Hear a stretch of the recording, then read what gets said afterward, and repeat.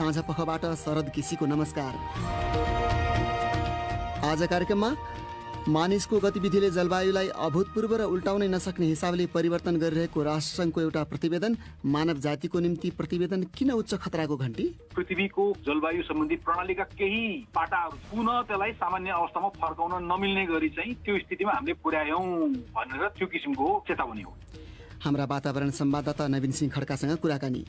जरिवाना तिरेर फेरि महाधिवेशन सार्ने कांग्रेसका नेताहरूको तयारीप्रति कांग्रेसभित्रै असन्तुष्टि। एकजना संविधानविद भन्छन्, कानुन र संविधानलाई नमानेर कुनै व्यक्ति वा कुनै संस्थालाई कारबाही हुन्छ भने त्यो बहादुरको कुरै भएन। दण्ड पाएको दल भन्नेपछि यहाँ पैसा 50,000 हो कि 5 रुपियाँ हो वा 500 रुपियाँ भन्ने कुरा भएन। र जन्मिदा संसारकै सबैभन्दा सानो ठानिएकी एक शिशु 13 महिनाको उपचारपछि घरमा। तर सबभन्दा पहिले आजका प्रमुख विश्व समाचार। विनिता दाहालबाट समाचार सुन्नुहोस्। मानवीय गतिविधिले वायुमण्डल, समुद्र र जमिनमा विश्वव्यापी तापक्रम स्पष्ट रूपमा बढाइरहेको भन्दै संयुक्त राष्ट्र संघले चेतावनी दिएको छ। जलवायु परिवर्तन सम्बन्धी अन्तर सरकारी प्यानलले तयार गरेको प्रतिवेदनले प्रचण्ड गर्मी, अति वर्षा, सुक्खा र चक्रवात जस्ता परिणाम विश्वभरि नै देखिन थालेको जनाएको छ। विगतका क्रियाकलापले हरित गृह ग्यास उत्सर्जन शताब्दीौंसम्म जारी रहने र त्यसले समुद्र एवं त्यसको सतहलाई असर गर्ने प्रतिवेदनमा औल्याइएको छ। तर अझै खराब परिणाम नआओस् भन्नका लागि अवसर रहेको र त्यसका निम्ति कार्बन डाइअक्साइड, मिथेन र अन्य हरित गृह ग्यास कटौती गर्न सकिने प्रतिवेदनले सुझाएको छ। यो शताब्दीमा विश्वव्यापी तापमान 1.5 डिग्री सेल्सियसले अथवा त्योभन्दा बढीले वृद्धि हुने प्रतिवेदनले अनुमान गरेको छ। यसैबीच संयुक्त राष्ट्र संघका महासचिव एन्टोनियो गुटेरसले जलवायु परिवर्तन सम्बन्धी प्रतिवेदनलाई कोड रेड अर्थात मानव जातिका लागि उच्च खतराको घण्टी भनेका छन्। कोइला र अन्य जीवाश्म इन्धनले पृथ्वीलाई ध्वस्त गर्नु अगाडिको जनाउ घण्टी जस्तो सुनिनुपर्ने उनले बताए। जलवायु मामिला सम्बन्धी अमेरिकी दूत जन केरीले विश्वव्यापी तापमान 1.5 सेल्सियसले बढ्नु अघि नै त्यसलाई सीमित तुल्याउन विश्व एक ठाउँमा उभिनुपर्ने आवश्यकता औल्याए। स्वीडेनकी अभियानकर्मी ग्रेटा टुनबेर्गले प्रतिवेदनले जारी संकट पुष्टि गरेको तर त्यस विरुद्ध साहसिक निर्णयहरू लिने कुरा व्यक्तिमा निर्भर गर्ने बताएकी छन्। अफगानिस्तानको उत्तरमा रहेको अर्को एउटा शहर पनि आफ्नो नियन्त्रणमा आएको विद्रोही समूह तालिबानले जनाएको छ। समङ्गन प्रान्तको राजधानी आइबक विद्रोहीहरूको नियन्त्रणमा पुग्ने 6औं राजधानी बनेको छ। बीबीसीका अनवर्सन इथिराजन भन्छन्, एकजना स्थानीय राजनीतिज्ञले समङ्गन समुदायका ज्येष्ठ नागरिकहरूले शहरमा थप हिंसा हुन नदिन भनेपछि सुरक्षा फौजले लडाई नगरेको बताएका छन्। यसअघि अफगानका सैन्य कमाण्डरहरूले विद्रोहीहरूलाई उत्तरी शहर मजार ए शरीफबाट धपाएको बताएका थिए। बीबीसीका अनवर्सन इथिराजनको भनाई। संयुक्त राष्ट्र संघका अनुसार कम्तीमा 27 जना बालबालिका मारिएका छन् भने विगत केही दिनमा अफगानिस्तानका 3वटा प्रान्तमा 130 जना घाइते भएका छन्। तपाई बीबीसी नेपाली सेवाको साँझ पख सुनिरहनु भएको छ। मालीका अधिकारीहरूले देशको उत्तरी भागमा संदिग्ध जिहादीहरूले 40 भन्दा बढी मानिसको ज्यान लिएको बताएका छन्। मोटरसाइकलमा आएका विद्रोहीहरूले 3वटा गाउँमा हमला गरेका थिए र सके जतिको ज्यान लिएको बताइएको छ। छिमेकी बुर्किना फासोमा मालीसँगैको सीमा नजिकै भएको इस्लामवादीको संदिग्ध हमलामा कम्तीमा 12 जनाको ज्यान गएको छ। सुरक्षा स्रोतले शनिबार 2 जना वरिष्ठ जिहादी नेताको सेनाले ज्यान लिएपछि बदला स्वरूप उक्त हमलाहरू भएको ठानिएको जनाएको छ। नाइजेरिया सरकारले आन्दोलनरत चिकित्सकहरूको तलब रोक्न श्रम कानूनहरूमा भएको व्यवस्था कार्यान्वयनमा ल्याउने जनाएको छ। चिकित्सकहरूले गत सातादेखि त्यहाँ अनिश्चितकालीन आन्दोलन थालेका छन्। त्यहाँको श्रम तथा रोजगार मन्त्रीले मानिसको जीवनसँग चिकित्सकहरूले खेलबाड गरेको आरोप लगाएका छन्। नाइजेरियामा कोरोना भाइरस महामारीको तेस्रो लहर चलिरहेका बेला आन्दोलनमा रहेका चिकित्सकहरूलाई तलब दिनु अन्यायपूर्ण हुने उनले बताए।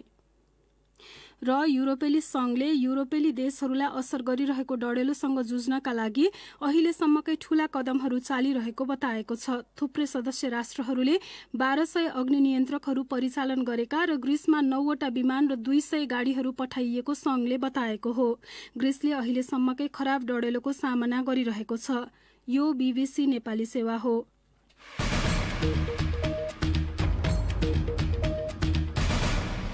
साँझपखमा तपाईँलाई स्वागत छ।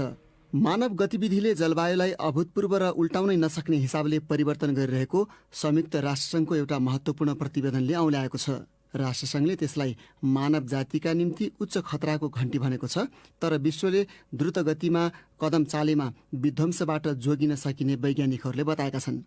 बीबीसीका विवरणहरूमा आधारित त्यस सम्बन्धी रिपोर्ट गनी अन्सारीबाट। मान्छेका गतिविधिले वायुमण्डल, समुद्र र जमिनमा विश्वव्यापी तापक्रम स्पष्ट रूपमा बढाइरहेको भन्दै संयुक्त राष्ट्रसङ्घले चेतावनी दिएको छ। जलवायु परिवर्तन सम्बन्धी अन्तर सरकारी प्यानलले तयार पारेको प्रतिवेदनले प्रचण्ड गर्मी, अति वर्षा, खडेरी र चक्रवात जस्ता परिणाम विश्वभरि नै देखिन थालेको जनाएको छ। विगतका क्रियाकलापले हरित गृह ग्यास उत्सर्जन शताब्दीौँसम्म जारी रहने र त्यसले समुद्र एवं त्यसको सतहलाई असर पर्ने प्रतिवेदनमा औँल्याइएको छ। तर अझै खराब परिणति नआओस् भन्नका लागि अवसर रहेको र त्यसका निम्ति कार्बन डाइअक्साइड, मिथेन र अन्य हरित गृह ग्यास कटौती गर्न सकिने प्रतिवेदनले सुझाएको छ। यो शताब्दीमा विश्वव्यापी तापमान 1.5 डिग्री सेल्सियसले अथवा त्योभन्दा बढीले वृद्धि हुने प्रतिवेदनले अनुमान गरेको छ। संयुक्त राष्ट्रसङ्घका महासचिव एन्टोनियो गुटेरसले जलवायु परिवर्तन सम्बन्धी प्रतिवेदनलाई कोड रेड अर्थात् मानव जातिका लागि उच्च खतराको घण्टी भनेका छन्। प्रतिवेदनका मुख्य बुदामा भनिएको छ, सन् 1850 देखि 1900 को बीचमा भन्दा सन् 2011 देखि 2020 को बीचमा विश्वव्यापी जमिनको सतहको तापक्रम 1.09 सेल्सियसले बढिरह्यो। विगत 5 वर्षमा सन् 1850 यताकै सर्वाधिक गर्मी भएको छ। सन् 1901 देखि 1971 सम्मको तुलनामा समुद्रको सतह तेबरले बढेको छ। विश्वव्यापी हिमनदीहरूमा हिउँ हराउनु र आर्कटिकमा हिउँ घट्नुको मुख्य कारक मानव प्रभाव रहेको देखिन्छ। लू सहित प्रचण्ड गर्मीका घटना बारम्बार हुन थालेको र सन् 1950 को दशक यता झन कडा भएको छ, जबकि चिसोका घटना कम हुनुका साथै कम कडा हुन थालेको छ। यसै सन्दर्भमा हामीले बीबीसी विश्व सेवाका वातावरण संवाददाता नवीन सिंह खड्कालाई सम्पर्क गरी राष्ट्रसङ्घको प्रतिवेदनलाई मानव जातिको लागि उच्च खतराको घण्टी भनेर किन भनिएको भनी सोधेका थियौँ। यो जलवायु परिवर्तन सम्बन्धी जे घटनाहरू अब बढ्दै गएको छ नि विपदहरू, त्यसले अब उनीहरूले के पत्ता लगाए भनेदेखि हाम्रो जुन पृथ्वीको केही जलवायु सम्बन्धी प्रणालीहरूमा चाहिँ अब यति गडबडी आइसक्यो कि अब त्यसलाई सामान्य स्थितिमा फर्काउन नसकिने किसिमको स्थितिमा पुगिसक्यो। त्यसले चाहिँ यो पृथ्वीमा बास गर्ने मानव जाति र अन्य वनस्पति प्राणी सबैलाई खतरा अब छ, किनभने त्यो प्रणालीका केही पाटाहरू चाहिँ पुनः त्यसलाई सामान्य अवस्थामा फर्काउन नमिल्ने गरी चाहिँ त्यो स्थितिमा हामीले पुर्यायौं भनेर त्यो किसिमको चेतावनी हो। विगतमा दिँदै आएको प्रतिवेदन भन्दा यस पटक चाहिँ अझै माथि गएर खतरा चाहिँ अझै बढी छ भन्न खोजेको। जस्तो उदाहरणको लागि समुद्री आँधी अब पहिला पनि आउँथ्यो, अनि फेरि सराउँथ्यो, अनि फेरि आउँथ्यो, त्यस्तो हुन्थ्यो। अब के हुन थाल्यो रे भनेदेखि त्यसमा यति गडबडी उत्पन्न गराइदियौं, खास गरी मानव गतिविधि, त्यसमा पनि मुख्यतया जुन यो जैविक इन्धनको प्रयोगले हामीले यति चाहिँ पृथ्वीलाई तताइदियौँ र ती प्रणालीहरूमा गडबडी उत्पन्न गराइदियौँ, जसले गर्दाखेरि अब त्यो जुन समुद्री आँधीहरू अब यति भयङ्कर भएर आएको आए, कहिलेकाहीँ आएर जाने अनि सामान्य हुने होइन कि अब आएको आए गर्ने त्यो एक किसिमले थाहै बन्न जान्छ।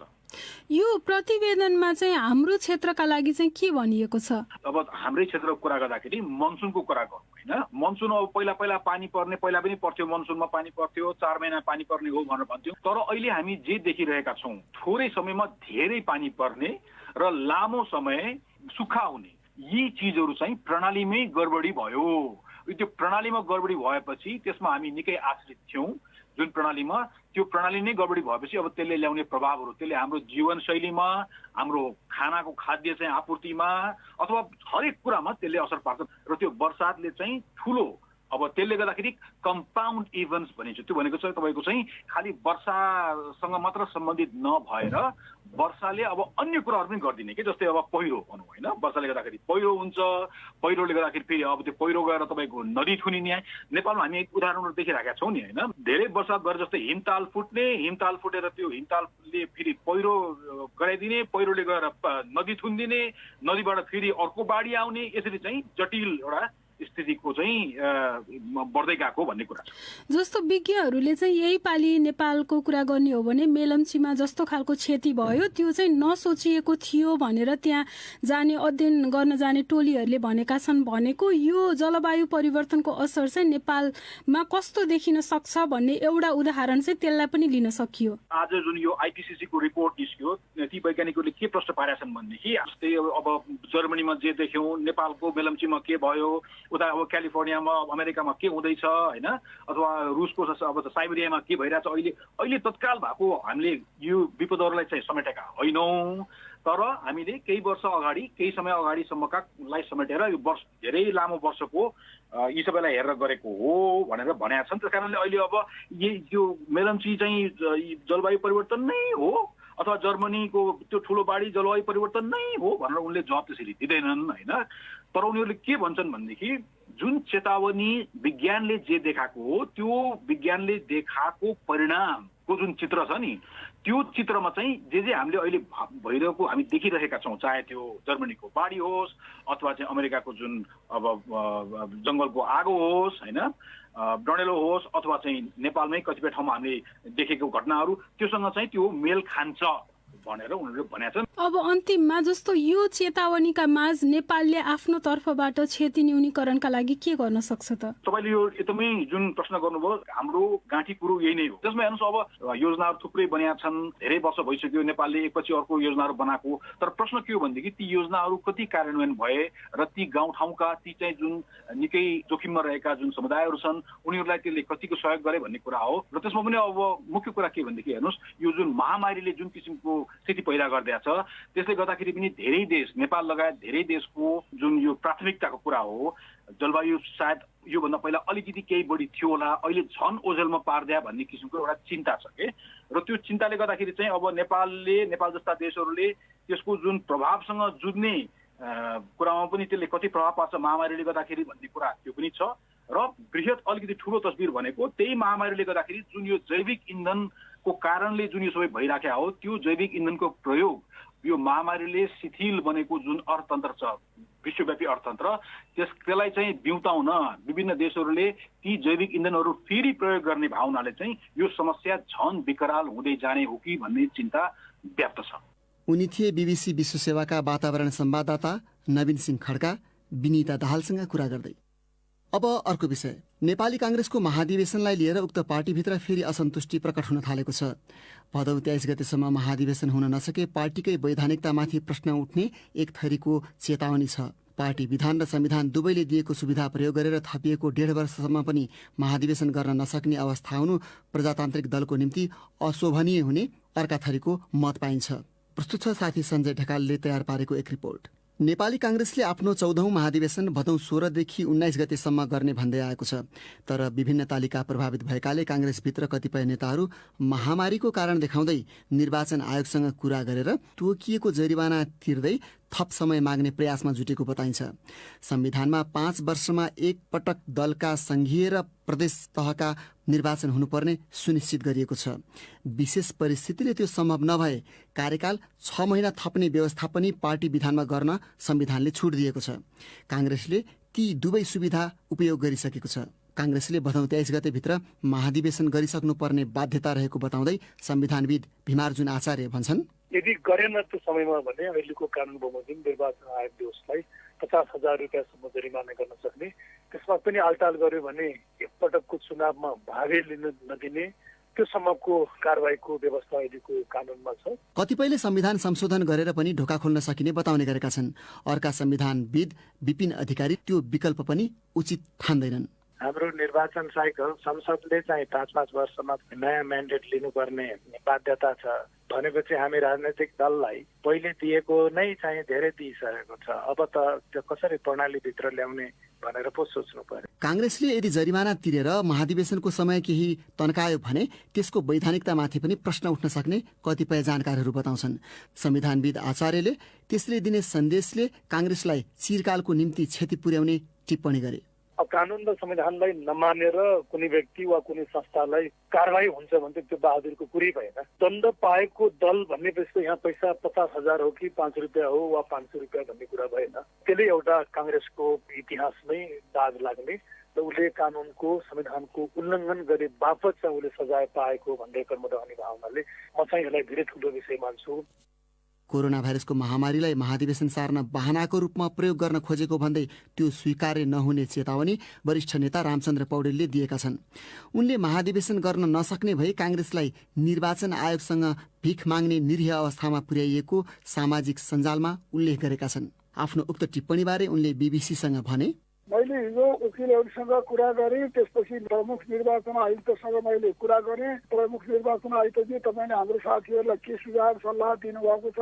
वकिलहरू त यो अब त समय एकदमै चाहिँ भिड्किसक्यो भन्नुहुन्छ, के गर्नुभयो भनेर मैले भन्दा उहाँले भन्नुभयो कि विधान हजुरहरूले बनाएको, कानुन तपाईँहरूले बनाएको, तपाईँहरूलाई थाहा नै होला नि भन्ने खालको कुरा उनले गरे। यो थाहा होला भन्दै तपाईँले पनि त सचेत गराउनु पर्थ्यो नि भनेर भने। मैले नेपाली काङ्ग्रेस भनेको यो देशमा प्रजातन्त्रको एउटा पाठशालाकै रूपमा रहनु पर्ने पार्टी हो। यत्रो लडाइँ यसले गर्यो लोकतन्त्रको लागि। त्यसो भएर अहिले पार्टी द्वितीय पद्धतिमा चल्न नसक्दा सङ्कटमा परेको छ।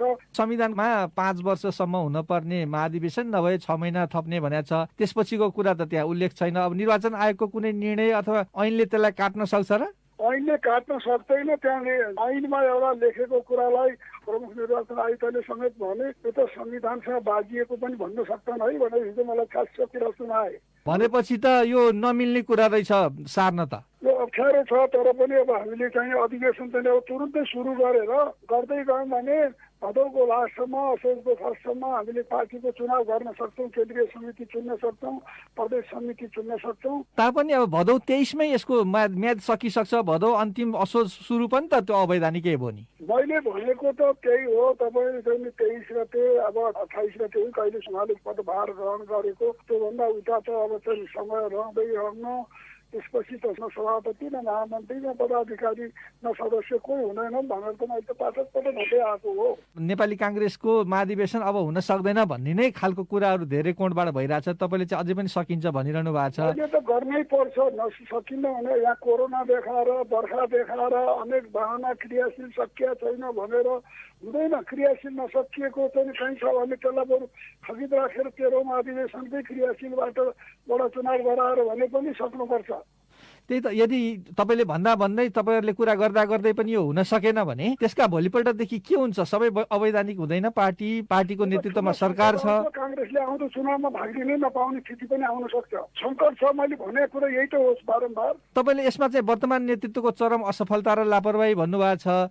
यो नेतृत्वको मात्रै दोष हो कि सबैको दोष हो कि के हो त यो? मैले त त्यही बेला भन्दाखेरिमा मैले 75 सालको मङ्सिरमा सुरु भएको महासमितिमा प्रस्ताव राखेँ। त्यसपछिको लगत्तैको कार्यसमितिमा प्रस्ताव राख्दा तपाईँको प्रस्ताव पढिसकियो। अब चाहिँ 5.5 वर्षपछि अधिवेशन हुन्छ भनेर त्यही बेला मलाई ठेउल्याइयो। सबै मान्छेहरू पनि भनेर भने। आखिर अहिले त अहिले सङ्कटमा आयो नि त पार्टी। कोरोनालाई देखाइयो, अनेक कारण देखाइयो, तर सबै चिज गतिविधि त देशमा भइ पनि राखेका छन्। अरू कुनै बहानाबाजी चल्नेवाला छैन। हामीले आफ्नो संविधान अनुरूप हामीले हाम्रो पार्टीको अधिवेशन गर्नै पर्छ। मेरो त त्यही हो भनाइ। अन्त्यमा रामचन्द्रजी, अब तपाईँले भन्दै सबै चिज हुँदाहुँदै पनि यो हुन सकेन भने भोलिपल्टदेखि नेपाली जनताले के भन्ने? नेपाली काङ्ग्रेस के हुन्छ? कस्तो स्थिति आइपर्ला? हामीले जनताको अगाडि जवाफदेही ठाउँ नरहन सक्छ, त्यसबाट जोगियौँ भन्ने मेरो भनाइ। उनी थिए नेपाली काङ्ग्रेसका वरिष्ठ नेता रामचन्द्र पौडेल साथी सञ्जय ढकालसँग कुरा गर्दै। अब प्रस्तुत छ श्रोता प्रतिक्रिया। साथीहरू सृजना श्रेष्ठ र स्वेच्छा राउतबाट।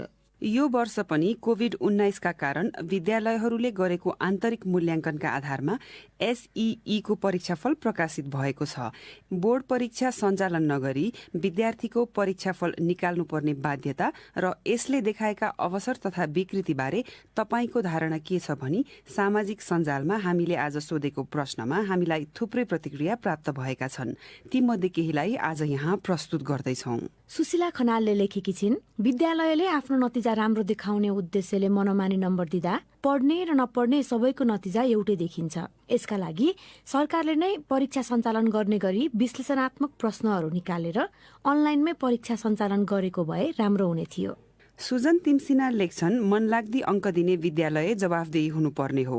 सधैँ परीक्षाविहीन भएर SEE को जस्तो नम्बर कसैले दिँदैन। भोलिका दिनमा आफ्नो दक्षताले अघि बढ्ने हो। प्रवीण चन्दको धारणा छ, पहिलो तथ्य शिक्षा कोरोना भाइरसको बेला पनि प्राथमिकतामा परेन। फलस्वरूप SEE को नतिजा आन्तरिक मूल्याङ्कनको आधारमा प्रकाशन गर्नुपर्ने अवस्था सृजना भयो।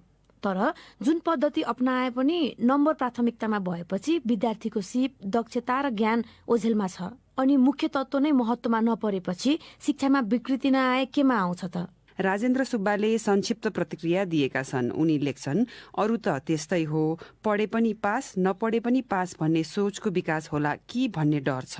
अनि सुशीला सिलवालको धारणा छ, कोरोना भाइरसको कहरबीच SEE को नतिजा आन्तरिक मूल्याङ्कन गरेर निकाल्नु परेको अवस्थालाई विकृति वा अवसर भन्दा पनि बाध्यात्मक परिस्थिति भन्दा ठिक होला। तर समयको फाइदा उठाएर प्राय स्कुलले विद्यार्थीहरूको पढ्ने क्षमता भन्दा पनि बढी नम्बर पठाएर प्रोत्साहन गर्न खोज्दा अलिक गुणस्तर भएन कि जस्तो लाग्छ। अब बाँकी विषय। वन्यजन्तु तथा प्रकृति संरक्षणका क्षेत्रमा वर्षौंदेखि नेपालले गरेका प्रयास तथा प्राप्त उपलब्धिलाई सफल रूपमा हेरिएको भए पनि त्यसक्रममा आदिवासी जनजातिहरू मौन रूपमा पीडित बनेको एउटा ताजा प्रतिवेदनले औल्याएको छ। एमनेस्टी इन्टरनेशनल र CSRCद्वारा संयुक्त रूपमा प्रकाशित प्रतिवेदनमा त्यसको एउटा मुख्य कारण उनीहरूकै शब्दमा दुर्व्यवहारपूर्ण संरक्षण नीति रहेको र त्यसले आदिवासीहरूको श्रृङ्खलाबद्ध मानवाधिकार हनन गरेको जनाइएको छ। प्रदीप बस्याले तयार पारेको रिपोर्ट सुन्नुहोस् गनी अन्सारीबाट। संरक्षणका नाममा मानव अधिकार उल्लङ्घन नाम दिइएको पछिल्लो प्रतिवेदन चितवन राष्ट्रिय निकुञ्ज र बर्दिया राष्ट्रिय निकुञ्जमा भएका घटनाहरूलाई आधार मानेर तयार पारिएको जनाइएको छ। तर नेपालमा संरक्षण क्षेत्रहरू स्थापना गर्न थालिए यताका 5 दशकमा आदिवासी जनजातिहरू जबरजस्ती आफ्नो पुर्ख्यौली थलोबाट निष्कासित हुनेदेखि आफ्नो जीवनयापन जोडिएका स्रोतमाथिको सीमित मात्र पहुँच पाइराखेको प्रतिवेदनमा जनाइएको छ। प्रतिवेदनले संरक्षण क्षेत्रहरू स्थापनाको दशकौं पछि पनि आफ्नो पुर्ख्यौली भूमिबाट निकालिएका आदिवासी जनजातिहरू भूमिहीन रहेको र उनीहरूलाई वैकल्पिक जीविकोपार्जन वा क्षतिपूर्ति नदिइएको बताइएको छ। तर राष्ट्रिय निकुञ्ज तथा वन्यजन्तु संरक्षण विभागका प्रवक्ता हरिभद्र आचार्य भन्छन्, कतिपय अतिक्रमणकै रूपमा रहेको बस्तीहरू छन्। ती बस्तीहरूमा वन्यजन्तुहरूको पनि बाहुल्यता रहने र वन्यजन्तुसँग जोडिएका कतिपय आपराधिक क्रियाकलापहरू पनि संलग्न व्यक्तिहरू भएको अवस्थामा त कानूनले सबैलाई समान किसिमले पक्राउ गर्ने, कानूनको दायरामा ल्याउने हुँदैछ। प्रतिवेदनले त्यस्ता नीतिहरूको कार्यान्वयनका कारण उसकै शब्दमा बारम्बार स्वेच्छाचारी गिरफ्तारी, यातना, गैर कानूनी हत्या र अनौपचारिक बस्तीबाट जबरजस्ती निष्कासनका घटनाहरू भएका जनाएको छ। तर बीबीसीसँग कुरा गर्दै नेपाली सेनाका प्रवक्ताले प्रतिवेदनको आफूहरूले अध्ययन गरिरहेको बताउँदै तत्काल प्रतिक्रिया जनाउन अस्वीकार गरे। अब एउटा अन्तर्राष्ट्रिय विषय। जन्म हुँदा संसारकै सबैभन्दा सानो भन्ठानिएकी एक शिशुलाई सिङ्गापुरमा 13 महिना सघन उपचार गरेर अस्पतालबाट घर पठाइएको छ। जन्मिँदा उनको तौल 212 ग्राम अर्थात् एउटा स्याउको जति र लम्बाइ 24 सेन्टिमिटर थियो। उनी 25 साता पनि नपुगी जन्मिएकी थिइन्। बीबीसीका विवरणहरूमा आधारित रिपोर्ट रमा पराजुलीबाट। सन् 2018 मा अमेरिकामा जन्मिएकी एक शिशुको तौल 245 ग्राम भएको अभिलेख युनिभर्सिटी अफ आयोवाको टाइनिएस्ट बेबीज रेजिस्ट्रीमा छ। गर्भवती हुँदा यु सुवानकी आमाको रक्तचाप एकदमै बढेर प्री इक्लेप्सिया नामक समस्या उत्पन्न भएको थियो। त्यस्तो अवस्थामा महत्वपूर्ण अङ्गमा क्षति पुग्न सक्ने तथा आमा र बच्चा दुवैको ज्यान जान सक्ने हुन सक्थ्यो। त्यसैले शल्यक्रिया गरेर उनलाई गर्भबाट बाहिर निकालिएको थियो। यु सुवानको तौल अहिले 6 किलो 300 ग्राम पुगेको छ। सिङ्गापुरको नेशनल युनिभर्सिटी हस्पिटल NUH का अनुसार जन्मिएको बेला ती बालिका जीवित रहने सम्भावना सीमित थियो।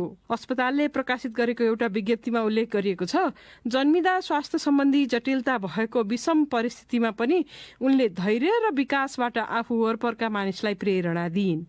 अस्पतालमा हुँदा यु सुवानलाई विभिन्न किसिमका उपचार गरियो।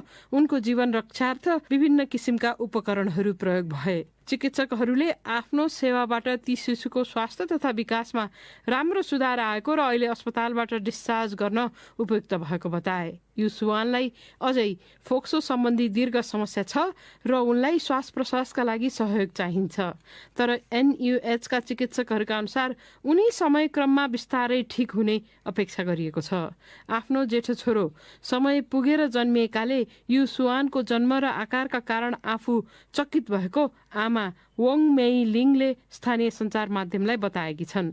यो सुहानको उपचारका लागि क्राउड फन्डिङबाट 2,66,884 सिङ्गापुर डलर सङ्कलन गरिएको थियो। त्यसैबाट उनका आमा बुवाले अस्पतालको लामो बसाई र उपचार खर्च तिरेका हुन्। अब अन्तिम विषय।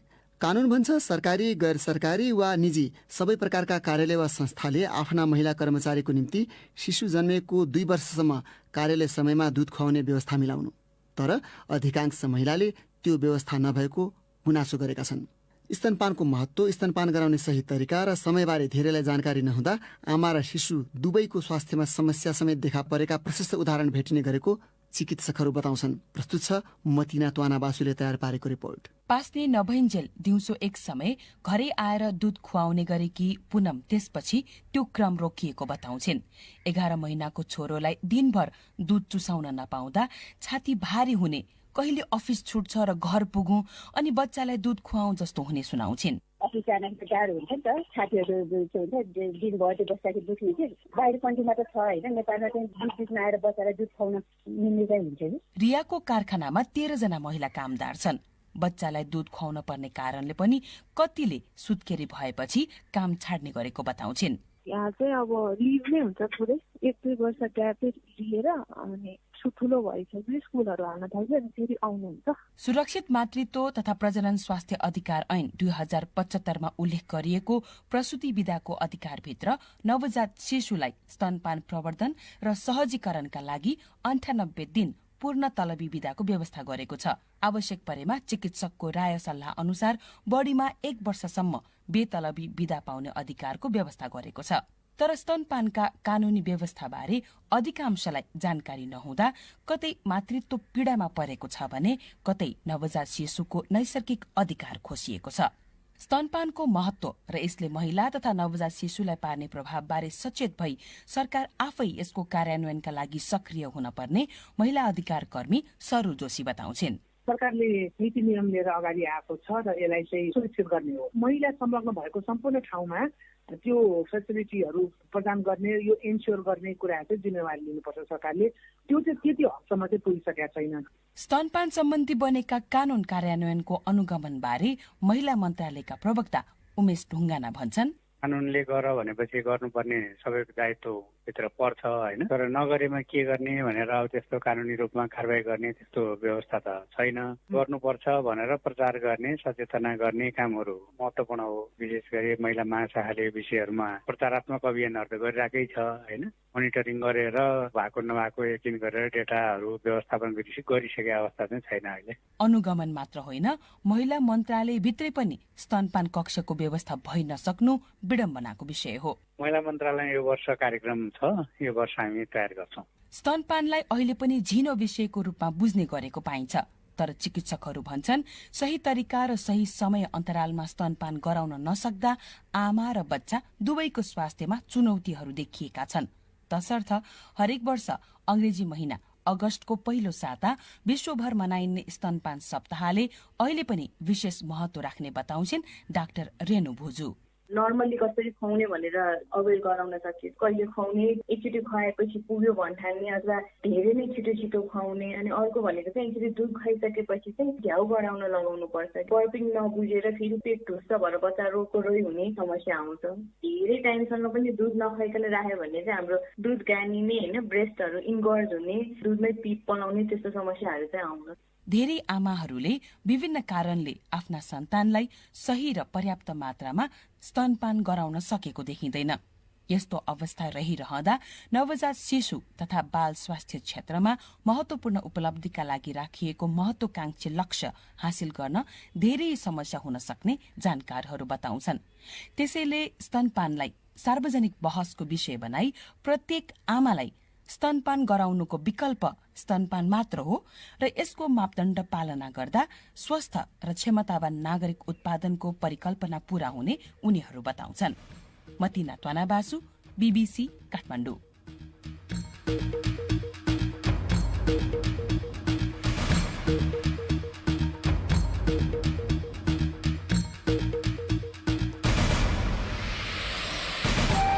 हवस् त यसका साथै BBC नेपाली सेवाको साँझ पख यही सकिन्छ। अब हामी भोलि बिहान 7:15 बजे बिहानी पख लिइ आउनेछौँ।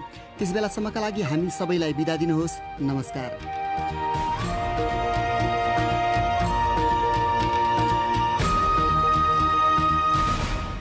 Citizen FM 97.5 MHz, today's best tune.